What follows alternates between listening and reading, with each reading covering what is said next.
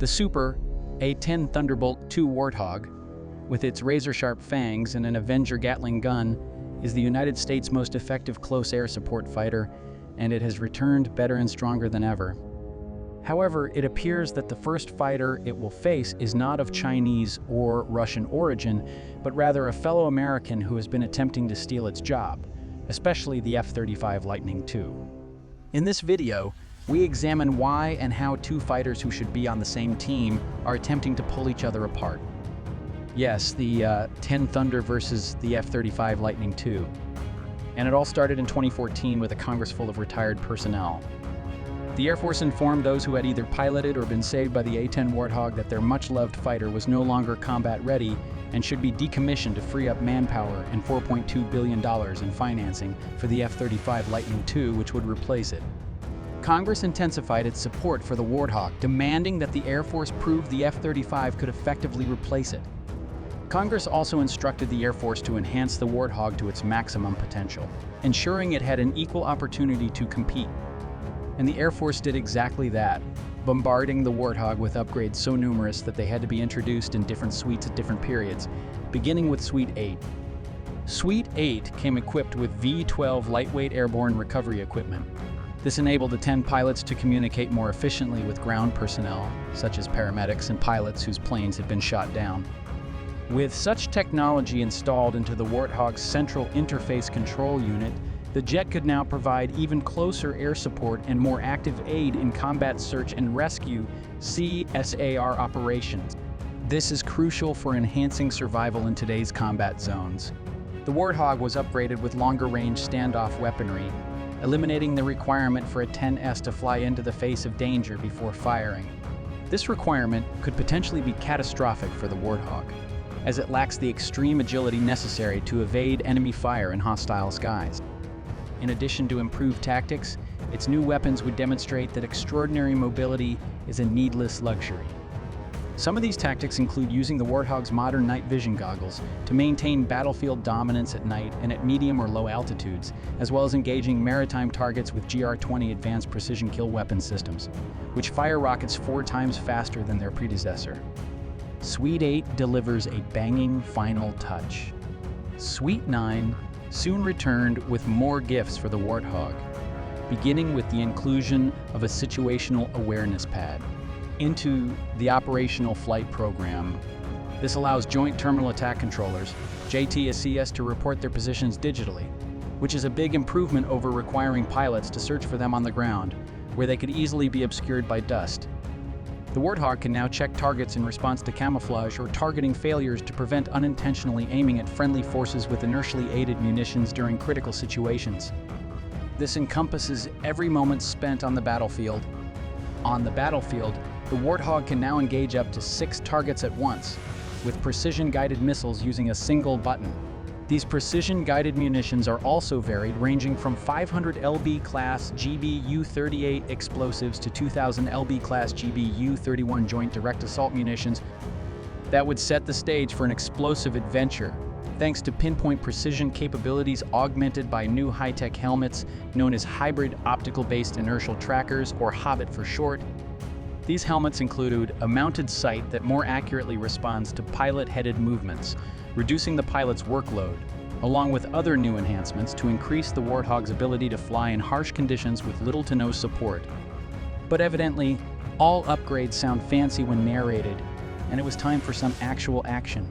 A competition in which the A-10 and F-35 competed jet to determine which should be the Air Force's go-to for close air support operations. Congress desired a fly-off akin to a face-off but involving flying objects. While fly-offs are typically used to settle disputes, this one was anything but. There were discussions about the Air Force putting it up in ways that favored the F-35 over the A-10. It didn't help that the fly-off was shrouded in mystery, just like Mr. Crab's secret recipe. Eventually, the fly-off lost a lot of weight, allowing everyone to query about specs again, which is good because specs do not lie. One well-known feature of the F-35 is its incredibly sleek lines, which allow it to easily cut through the air, as well as its advanced technology. The fighter would struggle to fly or loiter as low and slow as the A-10 does during close air support missions.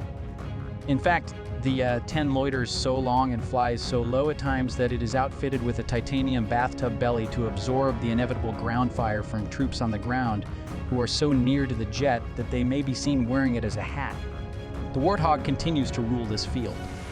The Air Force is more concerned with bringing the F-35 up to speed than with advancing the Warthog. In the Air Force's defense, however, the F-35 has received considerable investments totaling $400 billion, making it the Pentagon's most expensive weapons program to date. It is evident that the Air Force aims to fully utilize its capabilities, ranging from top-tier fighters to butlers who answer the door. The case for the F-35 became increasingly compelling. The A-10's largest modification yet, Suite 10, would arrive, and it was exactly what the doctor prescribed. With Suite 10 improvements installed, the new Super A-10 was unveiled, along with GR-20 APKWS missiles, GBU-31 JDAM guidance kits that convert unguided bombs into all-weather precision-guided munitions, and tiny diameter bombs. The Warthog boasts advanced multi-target engagement capability, enabling it to theoretically target 18 units of 3 different types of weapons at once, with much higher accuracy. JDAM guidance and a new synthetic aperture radar pod enable the Warthog to aim like a sniper as it soars through the air on brand new Boeing wings, which cost a staggering $1.1 billion to produce 173 sets of new wings. There are wings that can fly for up to 10,000 hours without requiring a depot inspection. Then, another project called the A-10 Thunderbolt Advanced Wing Continuation Kit, or a TTACK for short, was launched to provide an extra 112 sets of wings. The next addition to the Warthog's never-ending set of improvements is a data link that allows threat information to be transmitted between 10s. This leads to enhanced spatial, battlefield, and situational awareness, all crucial elements of survivability, thereby significantly addressing the Air Force's survivability concerns about the Warthog. This will most certainly secure the Warthog's role on the front lines as a close air support aircraft, whether alone or alongside its comrade, the F-35. Therefore, Thunder and Lightning are once again part of the same team. The Air Force wants to equip the Warthog with as much fifth-generation technology as possible, given that the F-35 is, after all, a fifth-generation fighter. As a result, tests for a variety of modifications known as Suite 11 have been ongoing at Florida's Eglin Air Force Base. Suite 11 would prioritize agile development approaches to not only bring these advancements to reality, but also to allow for a faster update cycle for important enhancements. Specifically, the addition of jam-resistant GPSA 3-dimensional surround sound system, the ARC-210 radio, and the new 11.6-inch 1920 by 1080 pixel multifunction color display high-resolution display system, or ADRS, would enhance the Warthog's cockpit, which currently lacks avionics.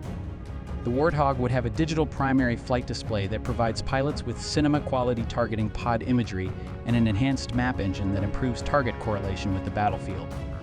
This single modification would be the cockpit's most significant overhaul since the A-10A to A-10C conversion in 2005.